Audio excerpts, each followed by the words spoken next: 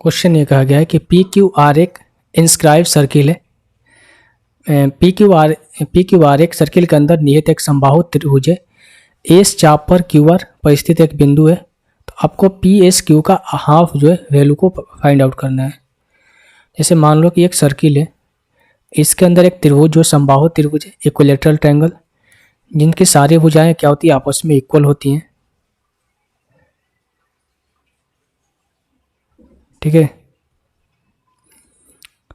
अब बोला क्या गया है आपसे, ये बोला गया आपसे कि भाई ये तो पी क्यू आर है, पी क्यू आर, चाप क्यू आर पर एक बिंदु ए से, मान लो एक बिंदु ए से, और हमसे जो वैल्यू पूछी गई है ना, इसको मैं यहाँ से मान लो ऐसे मिला देता हूँ इसको,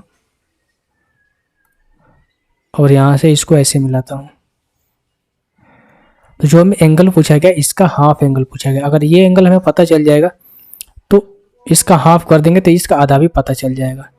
अब देखो चूंकि पी क्यू आर एक इक्विलैटरल ट्रायंगल है तो इसकी हर भुजा 60 का होगी, ये भी 60 का होगा, ये भी 60 का होगा, ये पूरा भी 60 का होगा, क्योंकि सारी जो है एंगल सेम होते हैं और सारी भुजा जो इक्वल होती है।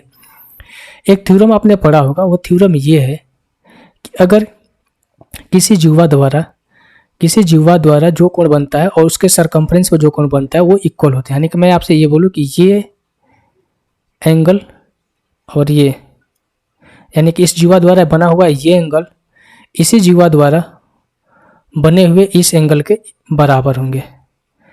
इस एंगल, ये एंगल कौन बना है, 60 एंगल बना रहे ना, इस एंगल के बराबर होंगे।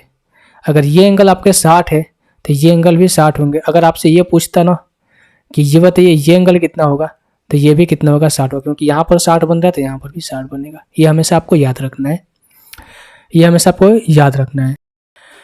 तो आप समझ गए क्या याद रखना है कि वृत्त के कोण के द्वारा, यानी कि किसी जीवा द्वारा बनाया हुआ कोण उसके द्वारा सरकमफ्रेंस में बनाए गए कोण के हमेशा इक्वल होता है। तो ये चीज़ आपको समझ में आ गई होगी, आई होप।